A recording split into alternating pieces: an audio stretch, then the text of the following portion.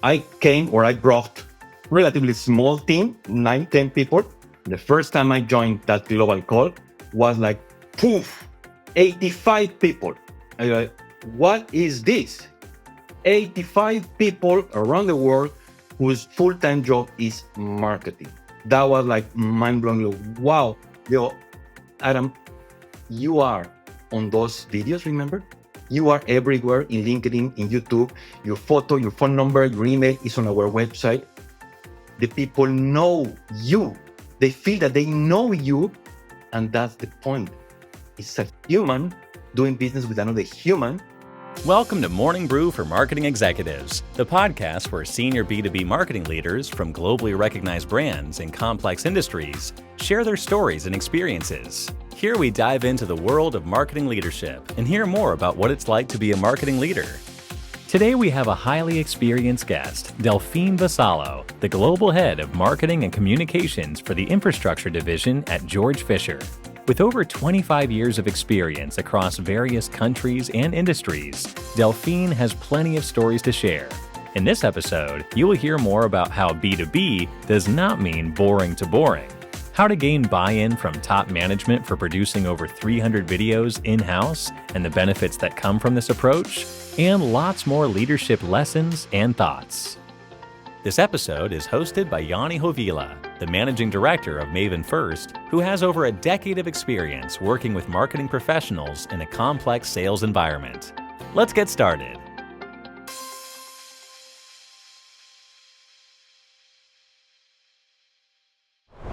Good morning, Delfin. How are you today? Well, fine. As I was saying before, we are recording this early in the morning, but our working day started already 1 hour before. There you go. Yes, the important thing is that we have coffee. That's absolute most Yes, important that's thing definitely ever. true. Today we will discuss all aspects how you, Delfin, lead your marketing function department, the changes, your views on different topics on how you think B2B doesn't have to be boring. B2B, it's not boring to boring in that sense. So multiple different topics, but just for our listeners, if they have what I don't imagine that there's many listeners that don't know you, but if someone listening now is thinking, who is Delfin? Can you give a short introduction for our listeners? Sure. My name is Delfin Vassallo. I am Global Head of Marketing Communications for the Infrastructure Division of Uponor, what used to be Uponor Infra, which now we belong to the Georg Fischer Corporation. We can talk a bit more about that if you want. I have been in marketing more years than I want to accept, more than 25 years. And in Finland, 18 years, in the UK, in Italy, of course, in Spain, in Mexico. So I have been a bit all over working for both agency side or vendor side consultancy, and as well as internal in several multinationals. And now, driving the marketing organization at the infrastructure division. So acquisition, Georg Fischer acquired Uponor about 1 year ago, am I right? Yes, that was maybe a bit more because, of course, when all this start cooking, the negotiation and the official closing and the disclosure for the markets, because of course, Uponor was a listed company in the Helsinki Stock Exchange. Maybe it's a couple of years, Yep. but since everything was closed and unformalized, a year and a half or so. Yep. Yeah, so Georg Fischer is a multinational corporation as well, originally from Switzerland. And they saw this potential in Uponor, which in Finland particularly, people may be aware of its 110-year-old company in the construction industry, originally from the Lahti area or Nastola. Our factory is still there and will continue to be there. And now we joined the Georg Fischer family, and it's been, as in all corporate acquisitions, it's been quite a journey. But yeah, we are getting there, comparing notes, comparing ways of working, comparing strategies. Not always easy, but yeah, we are there trying to move all these big elephant forward. And just to give you a little bit of scale, Georg Fischer, how many people working at Georg Fischer totally, not just the In info? total is about 20,000 employees, Yeah, roughly a bit less than 20,000. So, which, yeah, from Uponor, we brought 6,000 or yeah, so. So, altogether, that's what now it is. And Uponor was already a global company present in 26 countries. We pretty much double the reach yeah, with yeah, stronger presence in the Middle East, in Asia. Uponor was before on and off, so now we are like clearly present there. Australia, Latin America, we were not there as Uponor. Now we are there with super strong presence in Mexico, in Brazil.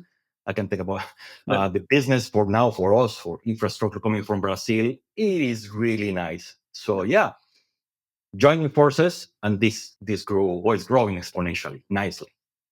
Taking to the topic, how big of a change that just the target markets and how those are multiplied in that change? How big of a difference that's for marketing? For marketing, specifically in my organization, in the infrastructure division, I had not so big team, like 9 people between direct reports and indirect, meaning the people in the countries, the local marketing person in the different countries.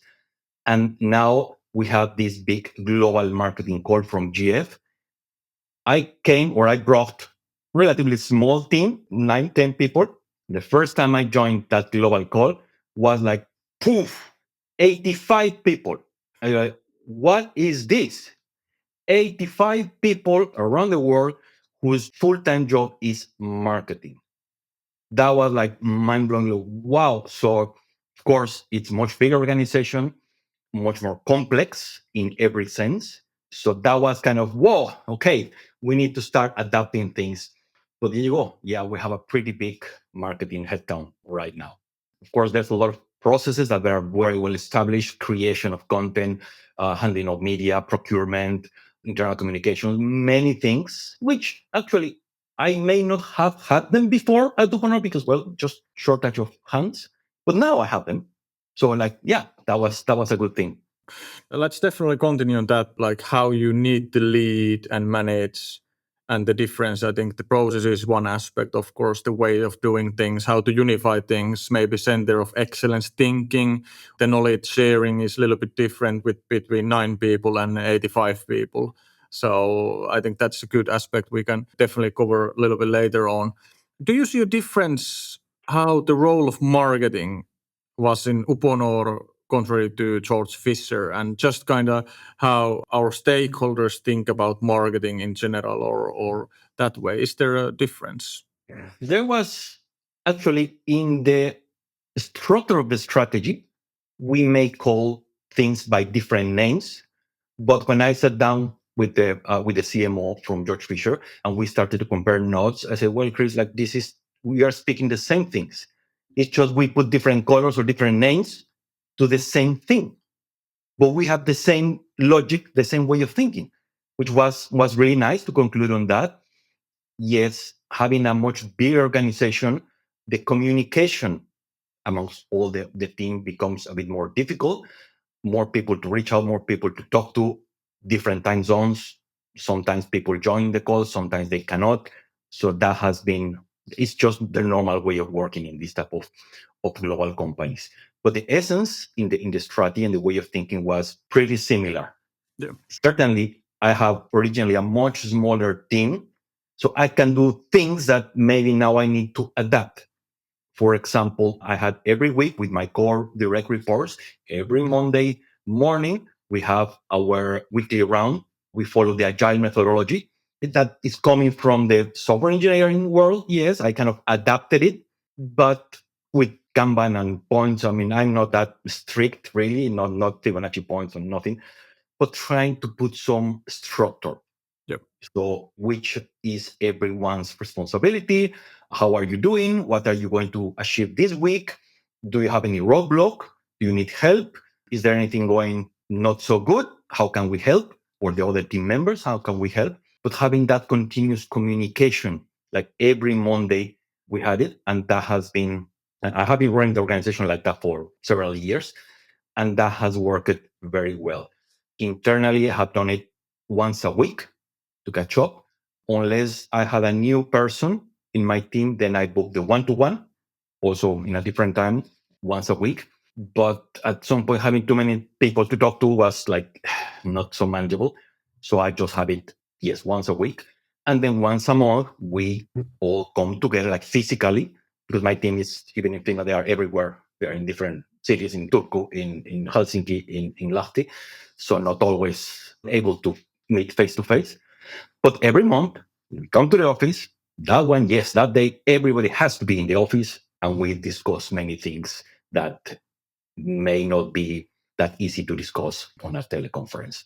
Nothing beats the face-to-face interaction, grabbing the coffee, going to the coffee spot, getting out and having lunch together. Many times I told, well, guys and gals, after the lunch, let's just make a walk around the office we have in central Helsinki, where is this central park. We just went there. Yep. Let's continue discussing walking in the Keskus Puisto. Like Yep. that has been, those have, nobody was called sometimes, but hey, yes, those have been nice to connect us as people, as a team. Yeah, that's definitely a good point. I wrote down the agile way of planning, or Scrum or Kanban, Kanban way. Just out of curiosity, what we see quite often is if you are running very Scrum-ish planning cycles, there tends to be an ad hoc element to that in that sense. So how have you conquered that, or what's your sprint time? Is that the week or bi-weekly sprints or monthly sprints, or how you navigate through that? As I said, maybe, yeah, I try to follow that methodology, not really too orthodox, really. It's more having that sense. Talking about the sprints, I did call them sprints at the beginning, but certainly since the nature of our business with very long sales cycles, very complicated, I mean, tons of stakeholders involved in decisions, is not that we can really steer dramatically things left or right in 1 week or in 2 weeks. So it has been kind of something in the middle. For my team, yes, we catch up every week. We discuss the team, the roadblocks. Let's say once a week for our day-to-day work. With our partners, with our agencies that we work, we have sprints. Now they call them sprint every 2 weeks. And for the different campaigns or the different content distribution work streams that we have, yes, we run them in 2 weeks sprints, making the most of the experimentation way. If we have certain value prop or certain benefit of any given product that we want to highlight, then we create whatever 15, 20 assets or creatives combined. Let's run it for 2 weeks. After 2 weeks, the agency comes, okay, this looks like the version 3, 7, and 17 are the ones, the best ones based on our KPIs criteria, which we can talk about that. They are not the typical KPI criteria. Okay, right. So then keep these 3 versions, get rid of the other ones, reallocate the money to these 3, and let's run for another 2 weeks. Yeah. Or another month, or there's not enough data or evidence that which is the winner. Oh, fine, let's let it run longer. Yeah. But independently of the timing, sprints of 2 weeks or 1 month, independently of that, we try to keep the experimentation mindset and the continuous improvement mindset. That's the thing. Try or test, learn, correct, and do it again and again, and again. So it's not that we plan every week or every bi-weekly what we do. It's more about, it's almost like experimentation sprint, more like planning sprint in terms of Yes, agile I methodology. normally, that this seems maybe contradictory to some people. I always say planning is important. Plans less so. Yeah. It's important to know what you want to do, where are you trying to go, what are you trying to achieve, but not having a strict plan that at some point we didn't, okay, we need to scrap it, or we just continuously evaluate and go as having the objective, the final destination very clear. That's super important. But if we need to steer slightly right, slightly left because life happens, then we do it. Did I catch that right, that you are not a big advocate for a yearly clock for marketing, that we now decide what we do in next year, November? Not really. I don't know, because in the old days, when I have been in the past in other companies, 10 years ago, as well as in Nokia and in Microsoft, we plan things yearly, or even concrete plan for a year from now, a year rolling, and tentative things for the next 3 years. Yep. Okay, fine. But since now all the technology, particularly applied the marketing technology, has evolved so much, many times you just cannot plan that much ahead. Yeah. Really. So with all these AI bots or things that come in, whether you saw it coming or not, we need to keep iterating. Yeah. Yes, the business case is always there. The objective is there. We know who we talking to. We know what's the decision process, the decision making process on those people. But the technology is what is changing all the time. Well, then we need to adapt. So pretty difficult to plan 1 year ahead. Yes, we have plans for the new products, and we know that already, or at least me leading the marketing organization, I know those things like way ahead, like almost 2-3 years ahead. My counterpart in R&D, of course, they have all their planning, all the gate and stage processes very well defined. So I know that now they are working on XY product that is on gate 2. Okay, gate 3, that's when I enter, will come in June next year. Okay, fine. By the time it's gate 4 or gate 5, when we launch, it will be like December 2027. Yeah. Yeah. But I already know it. I depend on them, on the development, but at least I have visibility of those things. Do I need to do something right now as marketing? Maybe not, other than myself just joining, of course, the status calls to see how it's developing, and if there's anything needed, any input from marketing perspective, I'm there, but not really doing anything yet until gate 3, gate 4. Yeah. So basically, we know that this is coming. We know this will be a big goal for us to launch this product successfully in the market and to go to market in 26 as an example, or 27 even.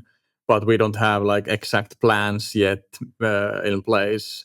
There might be changes on the segmentation or maybe the value proposition during the R&D cycle, or etc. So Actually, I try not to allow those things, to be honest.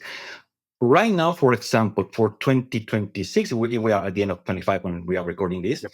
Well, by now, I already have the budget for 26 because it's the fiscal year. That's what it is. So I cannot change that. So that's how just it is.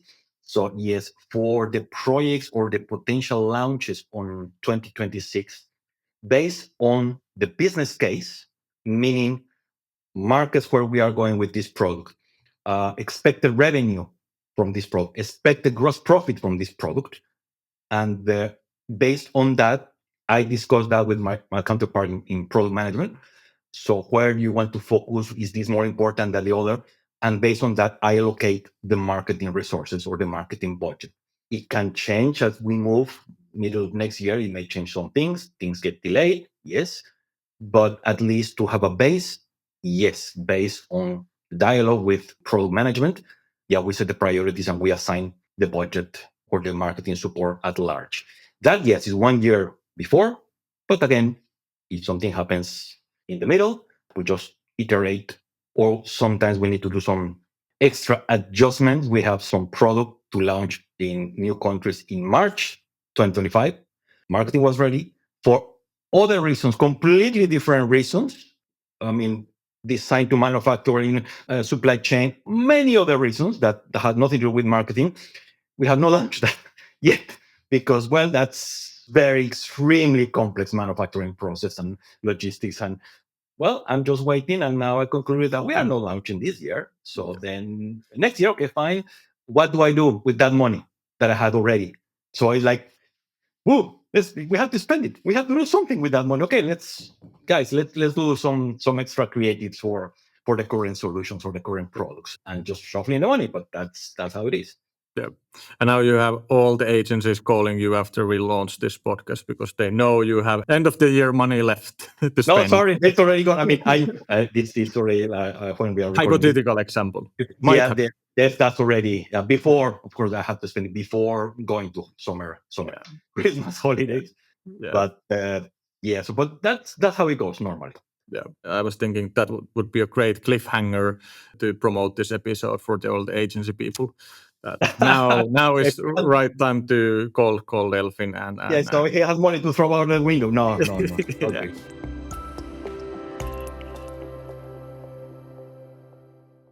Just from very complex solutions for very complex decision makers in the infrastructure sector, it's government, municipalities, cities, builders, architects. Am I right? Yes.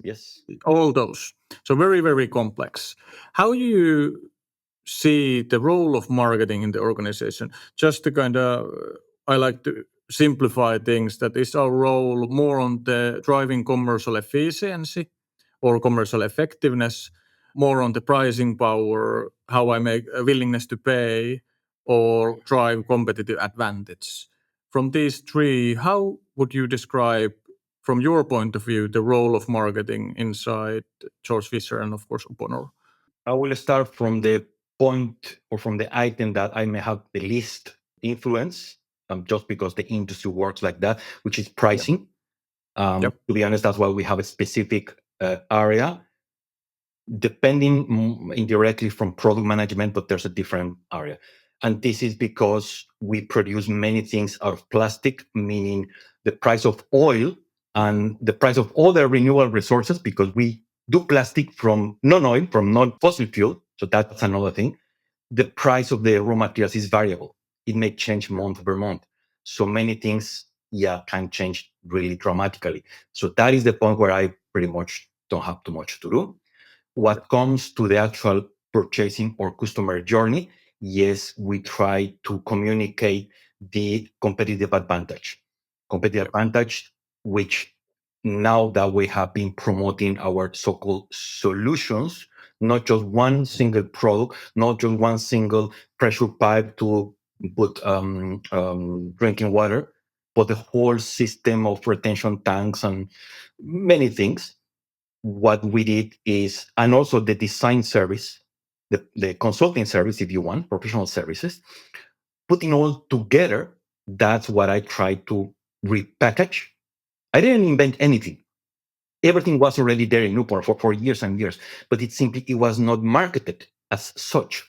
So we put together products, a group of products, the service, the design service, including the installation, and some online tools that you can use to select or to configure, putting all together on the one umbrella brand, which didn't exist, that I need to invent. And that's commercialized as such. In that journey, as you mentioned, there's many stakeholders involved, from the civil engineering or urban planning firms, that those are the ones that initially get the project, from the water utility, from the municipality. We have the idea that we see this need in this area of the city, which is new, we are going to develop it, or we need to renew certain parts of the existing city, the existing drainage, whatever. So they ask this type of firms to come up with a plan, with a proposal. Once that is set, the specification, then it goes to the procurement process, to the public tendering with all the details. And that's when, whether us can come in directly to pitch, or our distributors, our partners across the Nordics and many countries, they do that on our behalf. When we do that, when we don't, it's again a bit more complicated, but it's pretty complex, the sales cycle. And that may go from anything from 6 months to 23 months has been the longest since I've been here. So yes, I may try to influence the core person, including our products in that project before the specification and the tender is closed. But that may take still 6 months, 1 year, 2 years to be cashed in. Yep. So actually, I don't use any attribution I mean, direct attribution, that's kind of, in my view, that's kind of delusional these days. Is this blog post, is this video the one who triggered the lead that end up in a sale? Who knows? And honestly, who cares? I work together with sales, with my colleagues and product management. Together, we need to work to move the business forward. Who gets the credit? Who cares? Yeah. The company.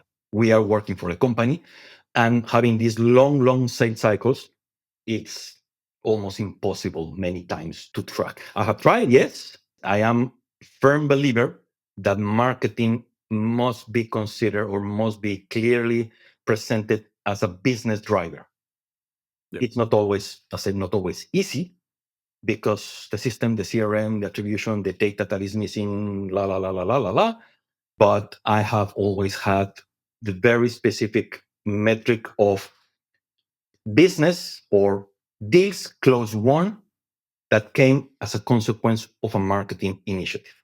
If one marketing generated revenue with you one, that is the goal, the ultimate goal. I said, not always easy to track and to prove 100%. And the second is, since our sales cycles are very long, maybe we get now a very nice lead, a project already with a monetary value attached, an opportunity, but that's not going to close until, again, end of 26 or January 27.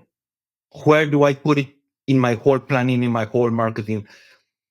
Well, then it's pipeline, sales pipeline. I may have two objectives: the concrete revenue that should come, and the other one is sales pipeline. For these solutions that I was discussing, we have stormwater solution, potable water solutions.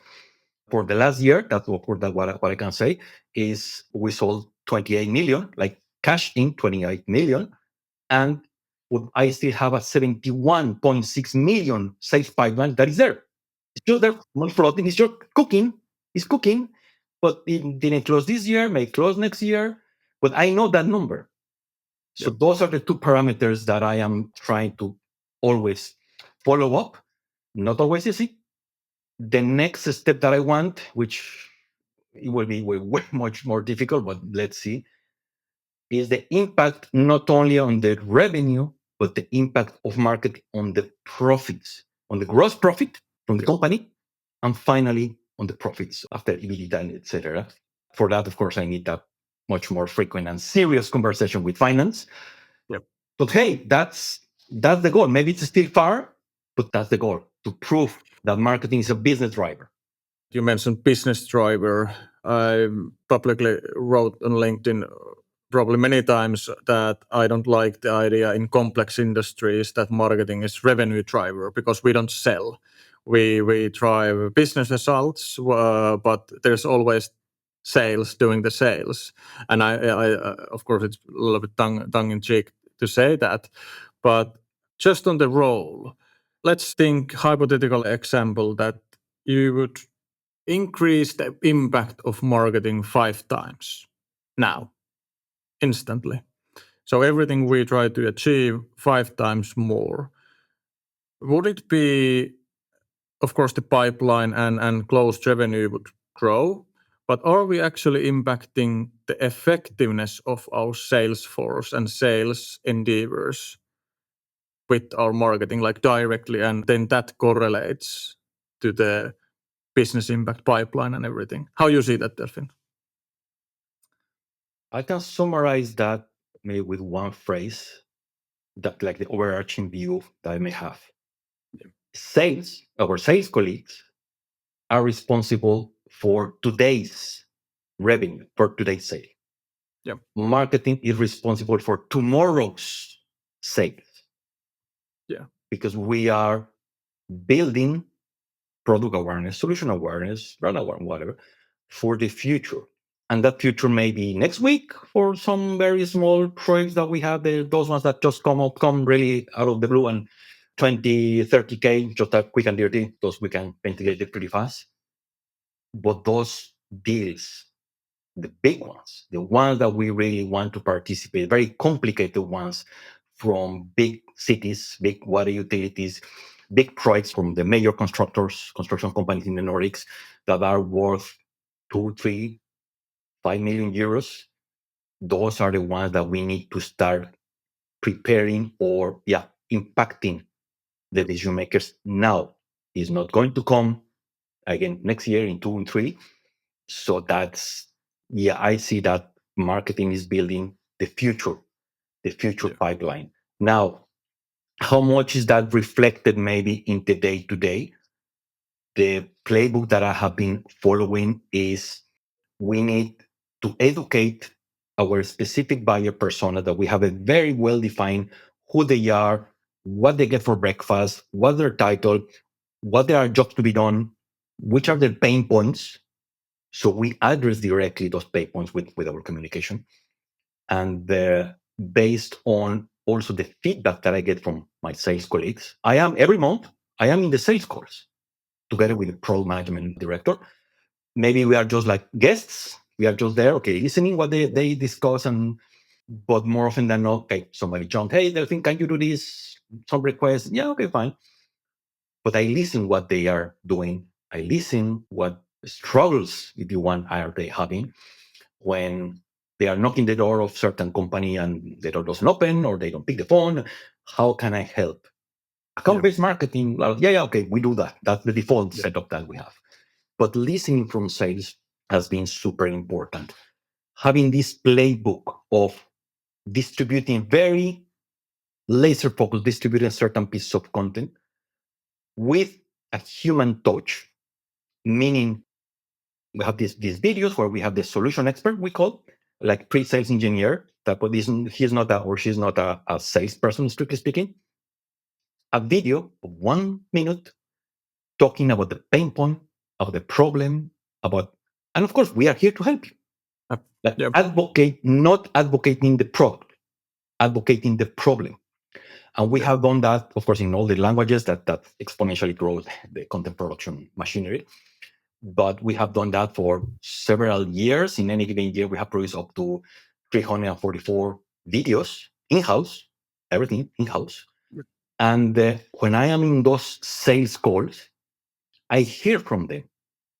I got this call out of the blue, like Adam from Sweden. Like, okay, Adam, what do you mean?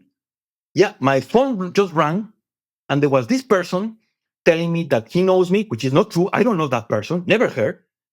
And after 10 seconds, she showed me the project. I know that you have this type of thing, and I want you to help me with A, B, C, D, D. And I go like, whoa, more hot lead than that.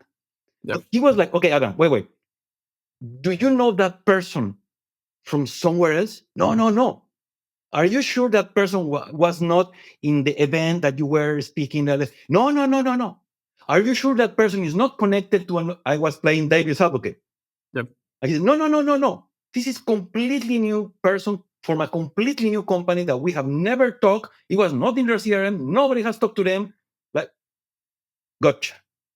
And he was surprised because they call the switchboard in Sweden. And of course they know, and they redirected the call to him. He was surprised, like, how come this person is calling me and immediately, boom, giving me the project? Adam, you are on those videos, remember?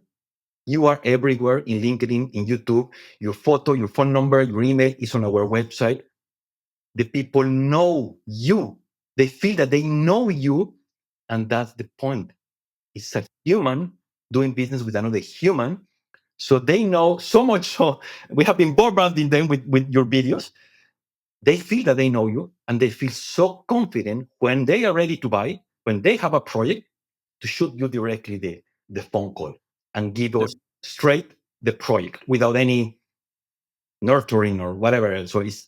And that has been working really, really well, to the point that also the sales director from Sweden once told me, Delfin, I don't know what you are doing, but keep doing it. Yep. Keep doing it, because before we had to go outbound, like cold calling. Actually, they have a small agency, small local thing doing the cold calling and booking meetings on their behalf. So now we don't do it because we do not have time to do cold calling, because we have enough with the inbound calls. Yeah. So whatever you're doing, just keep doing it. We are happy with it. there you go. That's is not a data point flashing nice in the CRM, in the dashboards, but that feedback is super valuable that they gave me these calls. And that tells me that my marketing efforts are working to drive new projects or recurrent projects, hence revenue. Long story Yeah. short, but yeah, that was it. Definitely. And just to reiterate, basically, what we want to do to drive that business results, we want to be there, talk about the problems, not and the solutions are very targeted buyer personas and accounts have. We want to reach them in the channels they use in long form, short form format. Am I right? Mhm. Not talking about the products, more about the problems and the value in that sense. Make familiarity, make preferability. Maybe they prefer Adam in Sweden. Yes, And from there, it's very hard to measure that it is. black box. It So, is. so I like the feedback, and I think the Adam example. Now you have one sales person who is a marketing believer just from that one instance when they get the first, or probably where they get the first project, just like they know them. So I like the And they have simplicity. been coming Yeah. like that. All these things have been coming. Yeah, they have been coming pretty often. And it's you may have heard this thing about the dark funnel or the dark social, which are all these places where our brand, our solutions are discussed, are shared, but that we do not have access because Yeah. they are behind walls, whether it's online or simply it's just good old fashioned offline analog discussion that we will never be able to Yeah. track Yeah. otherwise. So that's, and in B2B, that's still a huge driver. The word Yeah. of mouth is a huge driver. The recommendation in the coffee spot between the two civil engineers that they have separate projects and what are you doing? What are you using? And then suddenly one tells, hey, have you seen this type of retention tank, blah, blah, blah? Because he saw our video on Facebook, of all places. Yep. Why don't you try, go to the website or call this person? How do we attribute? That's why I mentioned attribution at this level is delusional. So I don't care about that. But it's working for the end result, which is concrete opportunities with a monetary value attached that then we can close also as one satellite Yeah. stage. Definitely, definitely. And I like it's simple, but it's not easy. It's In far this, from being easy. yeah, yeah, it's hard, and of course the get the whole organization around that. It's a whole project itself. How you set goals for that role? Just like from me, it sounds like we are almost like responsible for the pipeline, and sales is almost responsible for the revenue. But how you set goals? What kind of process you have around that? Like, of course, not going into details, but next yearly goals. Yeah, because many people, many marketing colleagues use this format of OKRs, tracking every quarter. For us, that may be a bit more challenging to do. We don't call them like OKRs, but it's the same. We have, because that's the normal corporate HR process. There's a year cycle for in HR for all of us, and they set the goals for the year. I set the goals for the year based on the business input, the launches, the revenues, et cetera, et cetera, et cetera. So we review it every year with a partial review at the middle, most likely before the summer holidays. I always do it, try to do it that, the checkup, and is based on the business, starting from the top, the business objective. Of course, we want to move the business forward. There are certain objectives in revenue, in launches, etc. Okay, fair enough. The sales number, we the sales target, for example, for this our stormwater management solution, stormwise, the sales goal now it's on whatever 15 million, 20 million sales, right? If it is 20, it is meet. If it is exceeding of 20, more than 20 is exceed. Or so there are these parameters that me as responsible there, I have direct accountability for that, and my Yep. bonus may go on that. All Then right. Yep. Then, how do I translate that? If we are targeting to have 20 million revenue, like close, how much pipeline I need to create to get those 20 million cashed in. Based on historical things, we have a win rate. Once we are in, we have a win rate somewhere between 25 and 30%. So just simple math. So how much revenue I need to get, those 70 millions that I have spoke before? Okay, fine. Then my team, I have divided in two work streams, content creation and content distribution. We need to create enough assets that will educate the people in this specific list of accounts that we have to reach 70 million in pipeline. So that's what we need. So my goal is revenue. The goal for them, the one layer below, is to target the pipeline. One layer down for content creation, maybe the lady who takes care of that, you need to launch this and that product, whatever it is. So it's the completion of all the assets, localizations, technical product documentation, blah, blah, blah, that is on time, on shape, and on budget. It's not a sales number for her, but still she needs to get to the finish line on that. For the content distribution, for this other lady, okay, look, if we need to cash in 20 million euros, from where those 20 million may come? We have a total addressable market of all these companies, all these civil engineering companies that we have, around 30,000 individuals in the Nordics.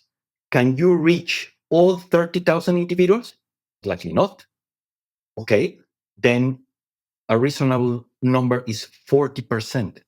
So you as media, pay media, you need to demonstrate me that you reach at least 40% of that total addressable market on LinkedIn. And that most of our opportunities, incoming leads, come from that 40%. So that's what you need to achieve. And that's your goal. And that's written and agreed. And there you go. So from the top, from the sales business objective, that is for me, certain thing on money wise for pipeline for my heads of area. And then the non-revenue goal, which is more the delivery, the how we do it. So see, I'm like trying to go down. Yeah. And even content creation. This lady who is responsible for that, but she has also people under her.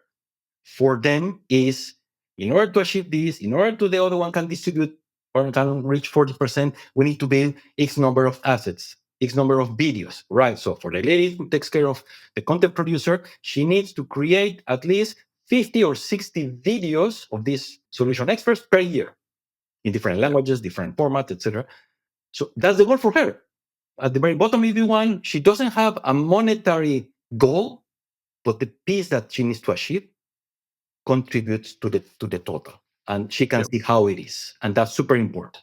Yeah, so now you kind of have built the accountability on each layer, each level, and very clear accountability that you are responsible for the 20 million in revenue in the end results. To get there, you're responsible to bring that 60, 70 million in pipeline.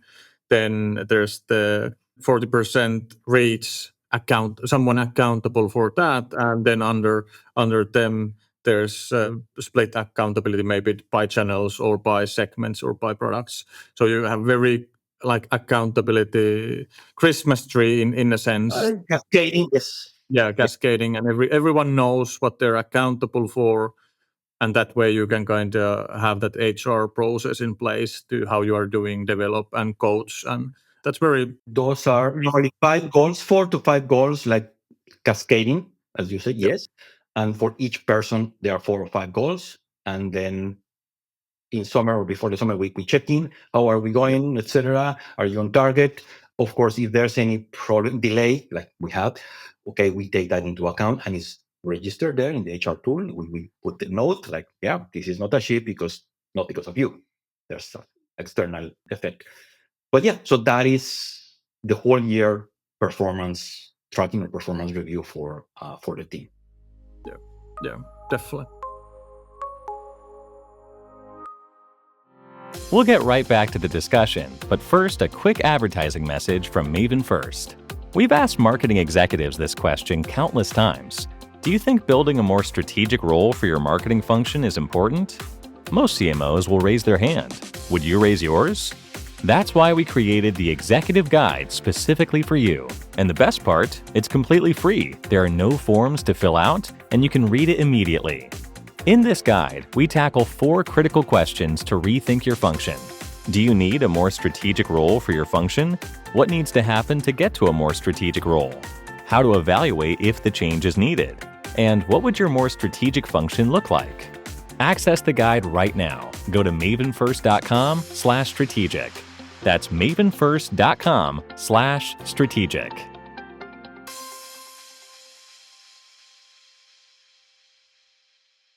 Now we have talked about how you lead your team, how the goals, the role of marketing, how that drives the business impact. And I want to talk about the videos. They're essential tools for this to work. So what's on the video? Can you... What's on the video? There's I have this kind of a pyramid strategy for content, pure content marketing. I may not say like that when I go to the board to present. I avoid using all buzzwords or marketing buzzwords. But at the top, we have the hero video that is an eye catcher, that can be funny, that can be whatever, talking about the problem. How do we, so to be a problem awareness, that's the objective. And of course, catching the attention. The second layer, the hub content, so-called, is the content that is more concrete. How do we address the problem that we communicated above? How do we communicate that? How do we address that problem? And that's where the individual videos of our solution experts come into place. Just like we are doing now, it's a talking head of the expert speaking about a concrete pain point, one idea, one pain point, 1 minute, no more. In their own language, of course, that is super important. And that's when the production complexity starts to explode. We do it in Finnish, in Swedish, in Polish. They have to be localized, and they have to be the real person that then will drive your project. Addressing these pain points. All these guys, okay, more often than not, they throw the sales pitch. I cannot avoid that because they are like they try to, but it's all good. So as long as we have several of those videos that we can mix and match, so that's good. So problem awareness at the top. At the middle is how do we help you to solve that problem that we made you aware of? And at the bottom, once you are ready to buy, once you have a project in hand, then we have all these assets that help you, the help content, that help you put our products on your project, on the public tender. All the technical documentation, the data sheets, the references, of course, are super important. The cases, the success story that we have with some other municipalities, some other water utility that is similar to you, that you want to include them there. Lots of product videos, just plain product. So having the animation of the product going around, nicely done, feature. That's it. Just plain blatant product. That also has a place. And again, it's 1 minute, no more than 1 minute. 2 minutes, roughly 90 seconds for the products that are a bit more complex. So as you see, this structure of communicating in layers is what we have been following. From certain perspective, the bottom is technical stuff. We are selling to technical people, to engineers that are number driven many times. We give them that. The middle is putting the human element, the real person. And at the top are those ones where we actually can have more fun, or we can be more creative, really breaking the mold more often. We have done it already a few times. So that's the part where you think is the creativity and not the boring side of B2B in that sense. Yeah, you may have heard this thing going around. I have said many times, B2B does not stand for boring to boring. Yeah. Not because we are a serious company selling nice quality, serious solution to serious people. We are humans. In the end, a logo behind those Yes, the logo, the brand image endorses us as heritage, quality. Yes, that's true. But in the end, who signs the check? Who signs the other person? So having this affinity, human to human, is the important thing. And that's when we have been playing with all these concepts. And that's what I ask directly our creative agency. I want you to do this and this, or give me, this is the brief. Normally I provide like 10 pages brief of everything, and they come up with those things. I can give you a couple of examples. When we launched this stormwater management solution, in practice is everything that goes under the streets. When it rains, you don't want that your street gets flooded, right? Yeah. So in order to prevent that, under your street, there's a series of pipes, of tanks, valves, pressure, a very complicated thing that you will never see. Never. And you are not even aware that those things exist. You are paying them with your taxes. Of course, we are paying that with our taxes. The city, the government, the water utility is in charge of that. If you want, it's all the things that are under there, the drain. To be honest, our products are not made to be pretty. They are sometimes pretty ugly, like dark plastic pipes, ashy, like they are not really beautiful products aesthetically. It's more the function. So when we launched that, we said, well, the goal was we need to make a big boom. And I told one of the board members that, okay, it's not going to be a big boom.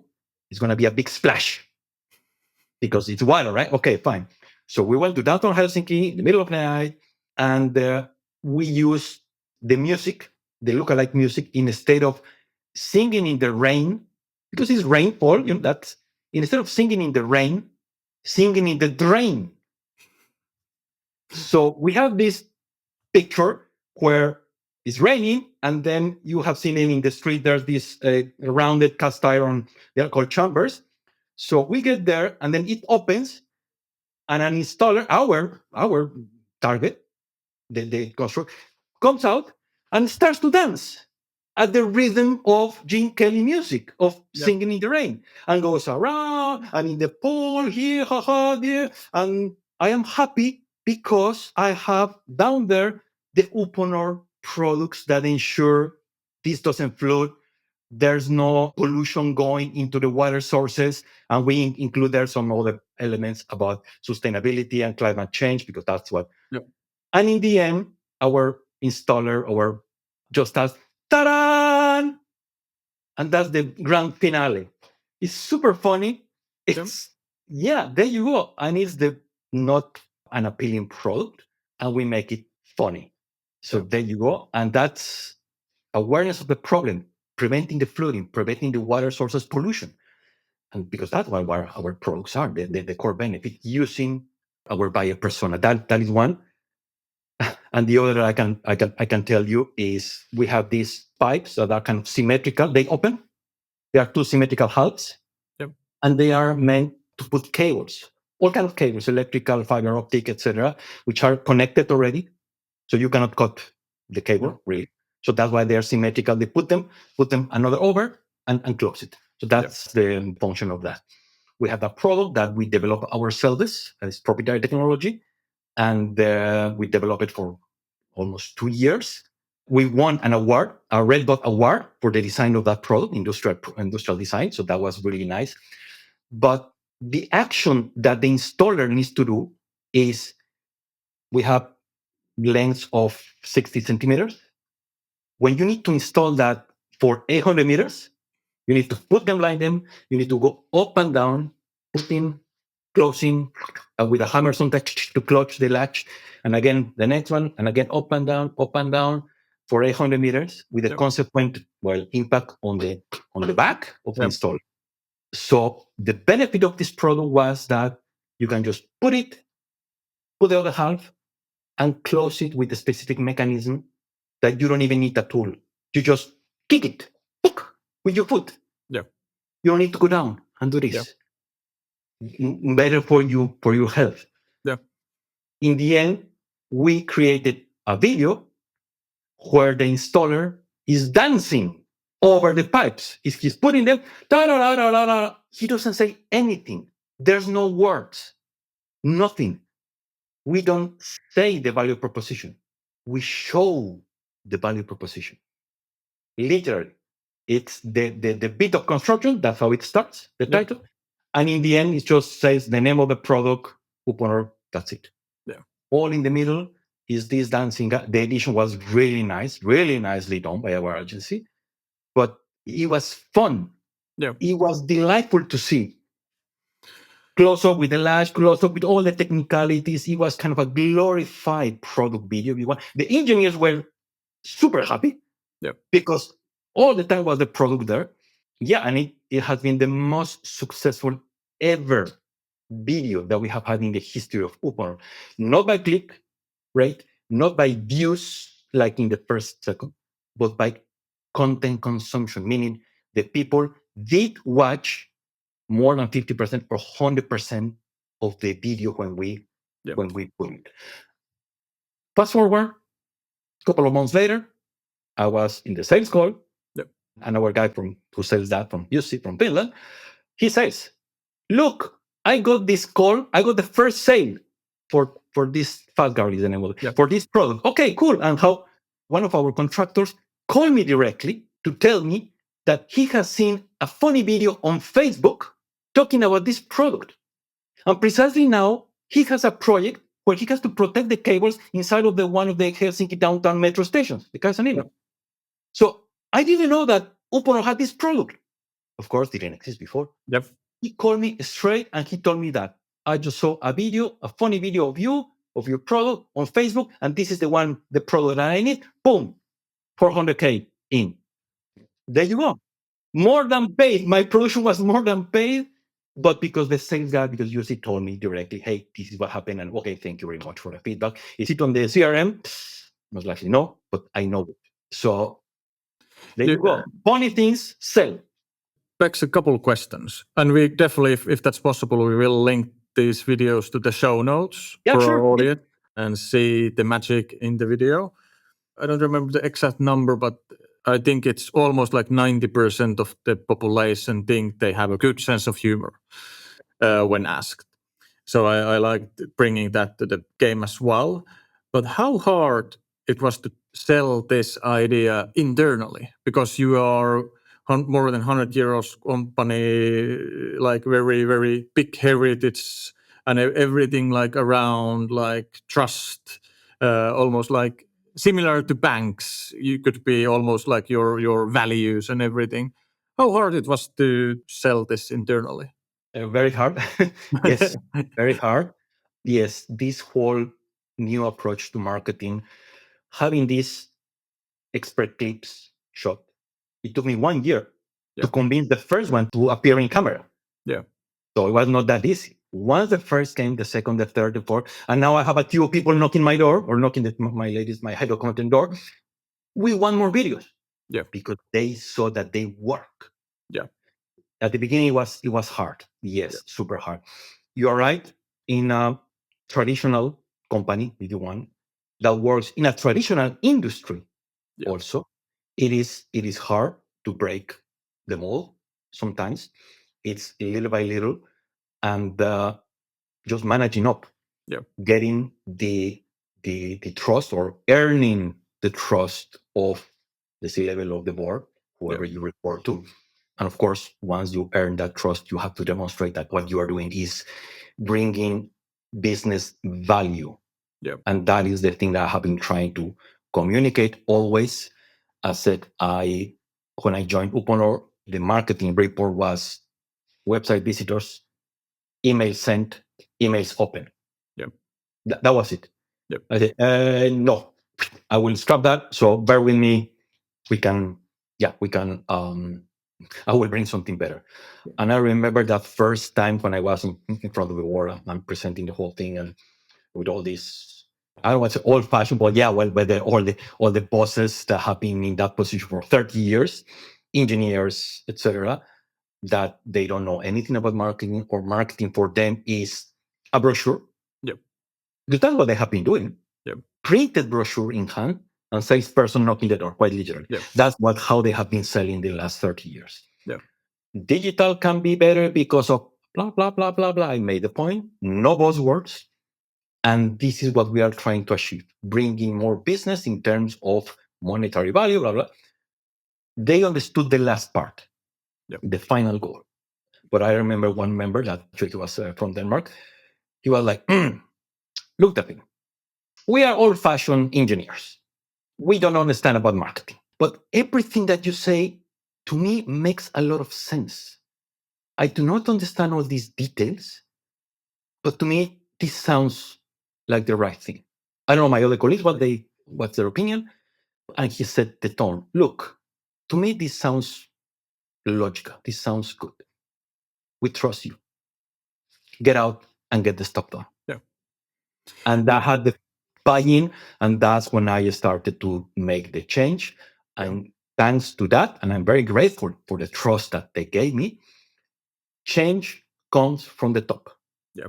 If the top doesn't want to change, Nothing happens. nothing happens. After that call, I started to do things. I started to stir the pot, of course. Many people didn't like it. But when they got the guidance, like, hey, no, when Delfin calls you for a meeting, you do show up. Yeah. And you follow what he says. I was super blessed to have that I have the trust. And little by little, yes, I need to tear these walls down and demonstrate that, hey, humor or more lighter communication or more focused communication targeted at our specific buyer persona is more efficient. And the key there was two things. Having the back or the trust from the top, yes, from the board, one. And second, I did not do this just on my own. If I need to sit and let's talk about the value proposition, the benefits, how are we going to communicate that? I organize a workshop where literally in the same table, I have R&D, the person from R&D responsible for the new product, the product management, the product manager, and the sales directors of the respective countries where we are. Yeah. It was hard at the beginning, but yeah. Bring them all together in the same meeting room, face to face, and based on a methodology that I have developed. So, which are the unique features that we have, how they map to the benefits. Let's start to craft the value proposition. Do you guys agree? No, yeah, no, because in Finland we don't do this, no, because in Poland it's different, because blah, blah. I heard everybody, but in the end, okay, look, for this product, these are the set of benefits that we are going to use in the communication, and this is the core value proposition. Singular, one value proposition. Do you agree? Okay, words more or less. We will do the localization. Yeah. Do you agree? Let's continue this conversation. And that's how I managed to make the change possible. Yeah. Involving the people, because once they are involved in a process, in a decision, they will not oppose to a decision that they participated. So that has been the two keys. Support from the top and the collaborative work with all other sales, R&D, and not working in isolation. Never. And that's something we hear quite often when you have come from a traditional marketing background, that you have been a manager responsible for some area, and then suddenly you become the director or the executive of marketing, in whatever the title is. That the biggest difference is how much you need to work on marketing more than in marketing. So you need all the stakeholder management that actually you don't. One client told that I haven't done basically any marketing stuff for like months because my team is doing that, and I feel like all I do is the stakeholder management and of course help our team to succeed. And I'm like, yeah, if you are running that 25 people team, that's probably what you should do.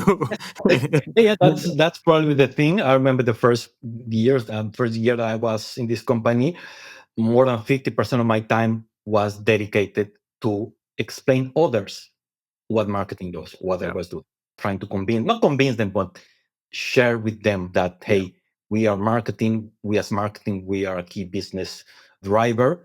We are not just doing PowerPoints or brochures or looking at the website. Yes, we do that. Yes, of course. But we do much more than that. And yes, it takes time.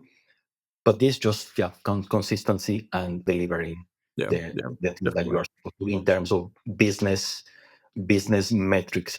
Yes, there is not always a win. I mean, this dancing installer, this other one with the pipe. I mean, I cannot always do that. Yes, for other solutions, one of the exec leaders. So, okay, that was fun, but for the next one, maybe we just tone down. Maybe we are going too far too quick. Okay, I got it. Yes, no problem. Okay, I understand. Fine. The next solution was a bit like more toned down, more. Yeah. But hey, you cannot So win every. You choose it's your battles. yeah, and it's almost like the stakeholder management. It's as much as it's what marketing can do. It's also understand their views and what their role, what they're responsible. So you can kind of then figure out how to help them become successful in their roles as well. So I think that's the big part of the alignment in that That's sense. the number one thing that I tell my team. My number one goal as your manager is to make your life easier, Yeah, to yeah, make your job meaningful. That is my job. yeah. And Definitely. yes, many times, more often than not, blocking all the criticism, all the things, all the urgent things. Apparently, they don't get to my team. I block them. I deal with them. Yeah, So they are working. They're focusing on what they should yeah, focus yeah, and to build this psychological safety. yeah, yeah, But they don't be all the time threatened or all yeah. the time in hurry, all the time in emergency mode. So that is super important when you are building a team to have them focused on what they do best. Yeah. Yes. Definitely. And coming back to the accountability and very clear roles and accountability in the team that you have the safety and time and resources to focus on this accountability you are in charge of in the cascading down. I think you mentioned very important thing to this new way of doing marketing and using humor, the feedback loop. So how important it is for internal sales and stakeholder management to get those feedback that hey, we actually get that 100K. Just wanted to mention for our listeners that I think that's what brings all this together is then having that feedback loop from the sales and those stories to tell. That was here Jussi from Finland that mentioned that hey, now we had the first 100K just a couple months from the launch because of this Facebook video. I think that's always important to have that feedback loop. So just wanted to mention our audiences closing that loop in a sense. Jumping a little bit on the when you mentioned these video examples and you mentioned the old-fashioned report, website visits, email opens, email send. How you communicate marketing value to the management team and what kind of reporting structure and cycle is in place to the leadership team or now to the group CMO? How you think about that? What I have been using, what I have been bringing is kind of, again, a pyramid. I don't know why I'm fan of pyramids. A pyramid Maybe that's where the consultancy background. I don't know. I don't know. Maybe for reporting purposes is at the top are the C level, the board. What's important for them? What is the objective of driving the business? What is the objective for what they need to see? And for them to see is the type of financial metrics, engagement metrics, meaning revenue closed, maybe the pipeline also for certain things. Churn rate, okay, why did we lose this customer or what happened or why did we not won that one? And net promoter score. Yep. That's super important. They were very interested on those things. Those are the top. In the middle of the pyramid is more like the middle management, if you want, the area directors, how the pipeline is developing, where are the roadblocks. Yet, most importantly, the size in monetary value, the size of the pipeline that we have. Are we targeting the right companies, the right accounts? I have this list, agree with sales, and I feed back to them. We are reaching with our campaigns this, and that. Is it okay? Are the same companies that you are talking to? Oh, yeah, okay, this is missing. There's one missing because last week we called. Okay, let me include them, or vice versa. Yep. So that is like the middle, and how fast the deals are moving. or not in however we can. Sometimes we cannot make it faster because there are certain official process or in the government that the procurement process is what it is. We cannot speed it up, but at least we have visibility of how that is moving. So that is for the product management director, for the R&D, for me, for the sales director. And at the bottom of the pyramid, it comes all the rest of operational things, what I call the CTRs, the views, all the things typically the marketing metrics that they are only for the marketing eyes. Of course, if someone from above wants to see or want to get a glimpse of the website visitors, I don't know. Yeah, of course, it's there, it's visible. I can explain you, but that's not the important thing for you. Just don't get obsessed with that. So we take care of that. Don't worry. But yeah, at the bottom there are all the typical metrics that every performance marketing area can track. But that's it. So structuring the right metric for the right level of stakeholder. That has been it. And at the top, of course, is the revenue generated or the pipeline, the NPS, and the potential negative feedback that we may have. And so far, that has worked very, very well. Yeah, definitely.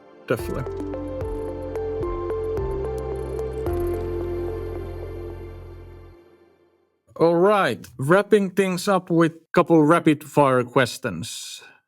Now, for the next year, if you could get your marketing budget 3 times, what would you do? And Whoa. how would you use that budget? I'm counting budget as well as FTEs here, so 3 times. And the only rule, it needs to be sane business decision. People is the base of everything. With our people and with the expertise that they bring, we don't do anything. If I have more money, I will raise their salaries immediately based on the HR processes, based on their performance or their level. Yeah, following all the rules. But the first thing is giving them a significant raise because of the work that they have been doing. That is the number one thing. Second is getting them new trainings, getting them to grow their capabilities. Do we go to this conference, that other conference, the Web Summit in Portugal? I don't know. Any event or any specific training that they want to take to increase their skills, as I have done with our content producer. She asked some advanced things about Adobe Suite and fine, perfect, paid by the company. Go 3 days off work, but she was enjoying having these trainings. Investing in the people, that's the best invested money, really. And if there's still money left, where each one of my senior managers, where do they feel they need more help in terms of the tools, in terms of the hands they have? They will always have more money, of course, and they want to produce more things. But first, how this money can be invested, according to you, work stream leader, that will make your work more efficient and more effective. In summary, I may not decide where that money goes. I will ask my senior people where that money should go.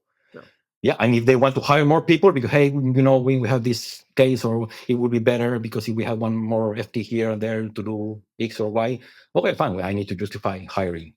And even more now, we need to justify a lot why we should have an FT on board. Of course, yeah. So that's the answer from a confident leader. Investing in people, that's it. Yeah. Confident leader who knows that what we do works, because you want to keep the people making the system work and making the strategy live and invest in them. So I really like that answer. One tip or advice you would give yourself when starting in your first leader's position, if you could go back? I maybe say a couple of things. You need to learn to manage the imposter syndrome. Yes, we all have it. Am I really up to this task? Am I really now the head of the director of? Yeah, I felt it. Like, am I really Did I manage to fool anyone? So they hire me to this position or they promote me to this position? Yeah, it is real. You just need to reassure yourself if you are there, it's because somebody saw in you something that you maybe didn't see. But hey, yes, so you are there for that. That is one. And second, coming back to what I said about your relationship with the C level or the board, whoever you report to, manage up. Manage up. That is super important. How are you communicating the value of what you are doing? How are you selling, actually? How are you selling marketing internally overall to the top? Many times we marketers, we are very good at making campaigns and concepts and value props and all the things for outside. And we are pretty bad to sell our service, to sell our job internally. Yep. And I think we need to do more. And overall, as I said, manage up. That is, I would say, those are the two things. Definitely. I was thinking this rapid fire question is only for you. I haven't asked this anyone else because you are probably the most active LinkedIn CMO marketing director in the Nordics, producing such a Am high I? I don't quality know. and number of just the quality and quantity of content in Nordics in B2B complex sale environment. What's one thing you haven't shared with your audience? You can share now. What I have not shared, I don't know my salary. I don't know, because I am, and this applies to everything, not just to your personal brand. This applies to everything. If you give value, you will be relevant. Yep. And you have to give value consistently. I remember once I was at the end of some meeting, actually some podcast recording. We have our own podcast as well for the company, and my content person was just wrapping up things. I said, okay, let me do a video myself. I mean, you're not going to show. And I just shoot my video there and I explained this pyramid thing that the content structure. Yeah. And in 1 minute, 2 minutes, that's it, fine. And then she told me, why are you sharing that thing? That's actually our core. That's how we work. Why are you sharing with everybody? So everybody will start to do it. I mean, we are going to lose. This is our secret. I thought, look, Sarah, no, it's not a secret, really. But I am giving value. If 100 people watch the video and only one got it and can start doing it by himself, herself, I will be happy. And that person will remember from where she or he learned this. Yeah. I'm sure one person may do it. And then what? And so what? Does that is against us, even if it is a competitor that will be doing it? Well, it's elevating or raising the standard of our own industry, our own marketing colleagues. Yeah. And unfortunately, that's what I have seen. We may consume a lot of content, but because we are obsessed with this more strategy. But how much of those things that you see on LinkedIn or YouTube, how many of those you really apply, you really commit to implement in your company? And that's what okay, if 100 people saw my video about that, if one does it, it will be too much. 99, the other 99 will see it. Oh, that's a good advice. Good for you, Delfin. Okay, thank you for that. And carry on. Yep. They will not do it. Yep. You really need to commit to what you. So that's what I say. Well, look, I'm sharing openly everything we are doing, everything that is not confidential, of course, because I'm sure that not too many will actually take it and do it. And if they do, okay, fantastic. Yeah. It's for the benefit of all of us as an industry. Yeah, and I think now we're almost 1.5 hour mark, but we would definitely have more than 1.5 hour discussion on the topic that the state of our profession, and I think we share the belief that there's different mega trends and things that we need to raise the bar in what we can do offer. And now I'm talking specifically in the complex environment as a marketing and how can we raise the bar for our profession. So I think that's something I haven't seen in your videos that you have shared your motivation to share. So maybe that's the thing now. Maybe I did a video a long time ago, kind of criticizing my colleagues, but but this will be a very good topic. Earlier this week, I was talking with an agency leader, and he was telling me the same thing. We need to raise the bar and raise the of the standard marketing person in Finland, in the Nordics, and maybe I mean that's for you. Yeah. Maybe this would be a good topic for a conference. For an event. Hey, call or marketing leader. I mean, how are you doing? Share your experiences. I'm just making this up now. Yeah. You know the concept of the on conference. Yeah. There you go. Let's make an on conference. So there's no agenda set. The participants will set the agenda in the first hour of the day when we meet. I mean, okay, with the purpose of pushing this, I don't know, how can we improve as an industry? Yeah.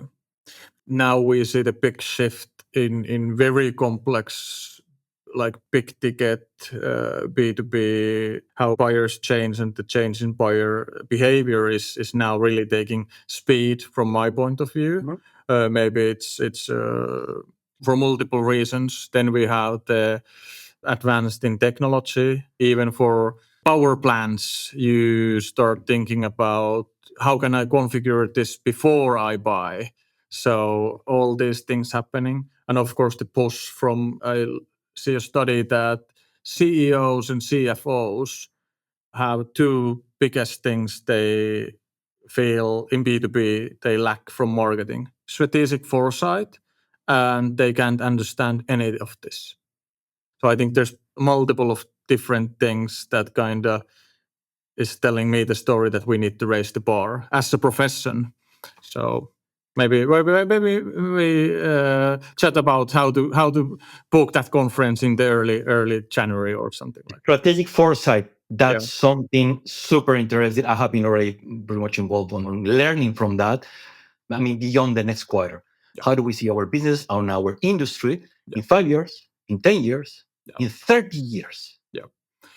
And I think that's a very nice one. and Yes. what can we I think what can we as marketeers and with our specific skill sets and tools bring to the board or C-level or our leadership team, and that's the value of so. But that's easily a 1.5 hour topic on itself. So maybe we that's another big one. But next. and that's something that I have been also looking at. I am also looking for a board member position in different parts and companies, and that's something that I'm pretty active also in that aspect, in that arena.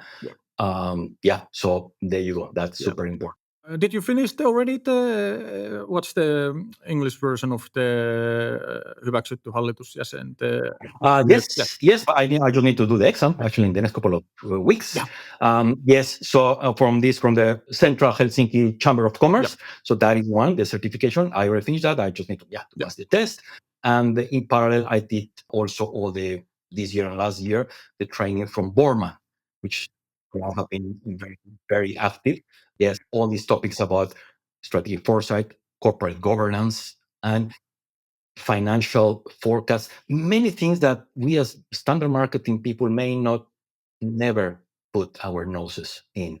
But you as a marketing leader, if you want to keep progressing your career, we need to learn about corporate governance. We need to learn about strategic forecast. We need to learn about how mergers and acquisitions work. We need to learn about, yes, if that's your objective as professional, to in the future earn that seat in the C-level or in a board, that board of directors. There you go. We will add that to our show notes as well, the link to those both from the Chamber of Commerce and of course Boardman training as well.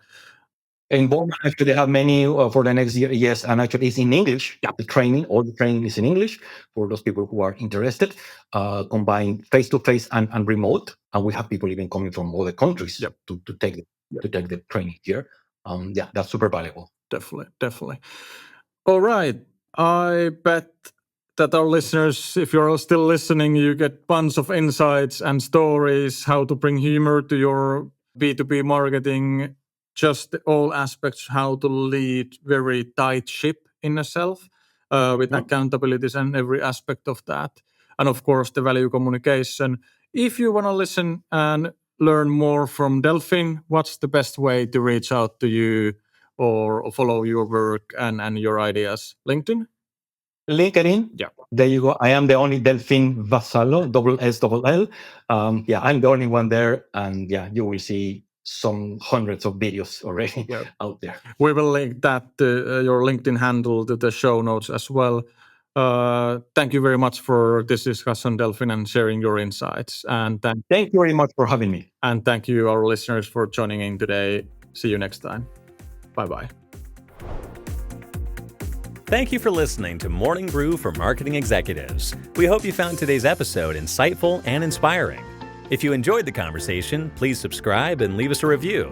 It helps us bring you more stories from marketing leaders. This podcast is produced by Maven First. For more information, please visit mavenfirst.com.